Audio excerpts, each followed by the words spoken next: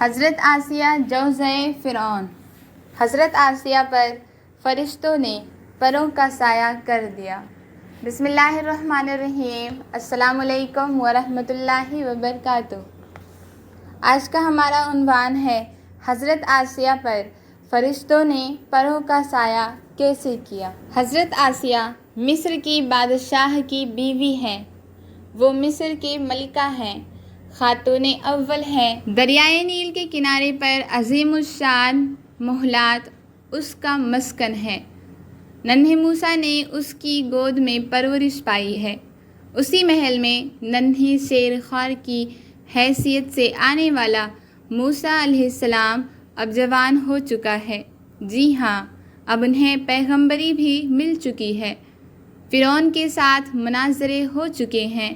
جادوگروں کے ساتھ حضرت موسیٰ علیہ السلام کا مقابلہ ہو چکا ہے۔ جادوگر مسلمان ہو چکے ہیں۔ حضرت آسیہ رضی اللہ عنہا، جس کی گود میں، جس کے محل میں، جس کی آنگن میں پیغمبر پرورش پاتا رہا، آسیہ رضی اللہ عنہا سے بڑھ کر اس کی شخصیت سے کون واقف ہو سکتا ہے۔ چنانچہ اللہ تعالیٰ کا حضرت آسیہ رضی اللہ عنہا پر کرم ہوا اور حضرت آسیہ رضی اللہ عنہا نے موسیٰ علیہ السلام کو اللہ سبحانہ و تعالیٰ کا نبی مان لیا، اور موسیٰ علیہ السلام جس رب العالمین کو منوا رہے تھے، حضرت آسیہ رضی اللہ عنہا نے اس رب العالمین کی توحید کا اعلان کر دیا۔ شوہر سٹپٹا کر رہ گیا۔ فرعون کے غضب کا کوئی ٹھکانہ نہ رہا۔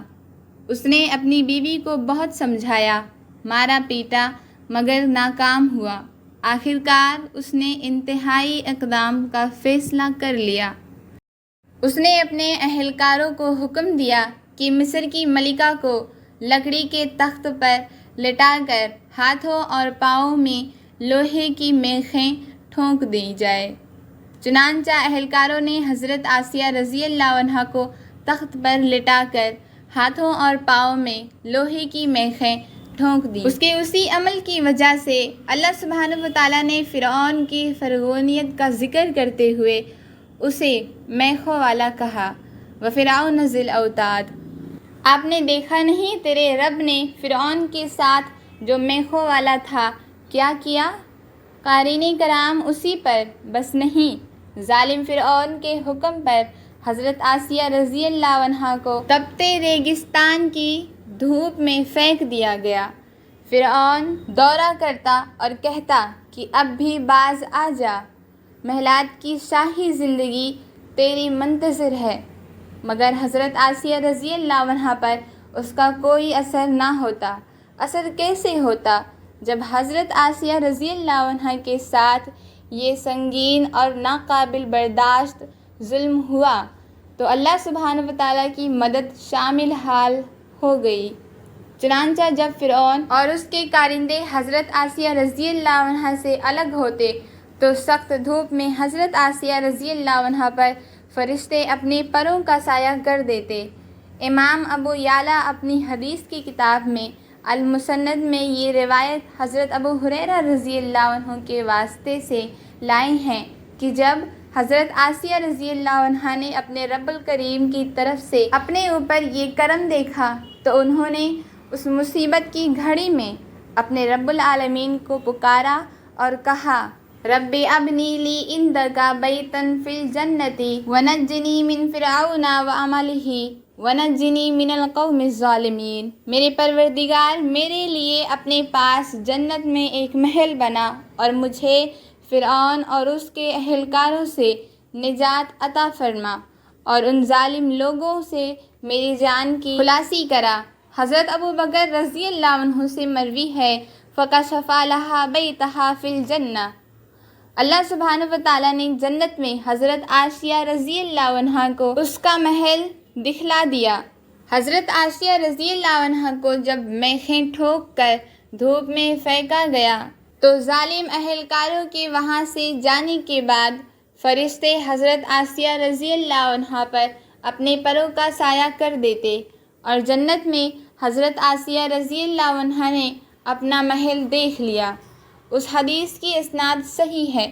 اللہ تبارک و تعالیٰ نے حضرت آسیہ رضی اللہ عنہ کی فریاد کو سن لیا۔ ان کی روح مٹی سے بنے ہوئے گوشت کے پنجرے سے آزاد ہو گئی اور سیدھی اللہ سبحانہ و تعالیٰ کے پڑوسی جنت الفردوس کے محل میں جا پہنچی۔ سبحان اللہ۔ جب کوئی اللہ سبحانہ و تعالیٰ کی توحید کے لیے اللہ سبحانہ و تعالیٰ کے راستے میں ڈٹ جاتا ہے تو بعض اوقات اللہ سبحانہ و تعالیٰ اپنے مومن بندوں اور بندیوں کو دنیا میں ہی عجیب نظارے کروا دیتا ہے۔ حضرت آسیہ رضی اللہ عنہ کو بھی رب الکریم نے دنیا میں ہی جنت کا محل دکھلا دیا، فرشتوں کے پروں کو ان پر سابان بنا دیا، قرآن میں رہتی دنیا تک ان کے ذکر کو دائمی بنا دیا۔ حضرت آسیہ رضی اللہ عنہ اس عظیم کردار کو تمام مومنوں کے لیے ایک مثال قرار دیا۔ فرمایا وَضَرَبَ اللَّهُ مَثَلَ الَّذِينَ آمَنُوا وَامْرَأَتَ فِرْعَوْنَ۔ اللہ سبحانہ و تعالیٰ فرعون کی عورت کو مومنوں کے لیے بطور مثال بیان فرماتے ہیں۔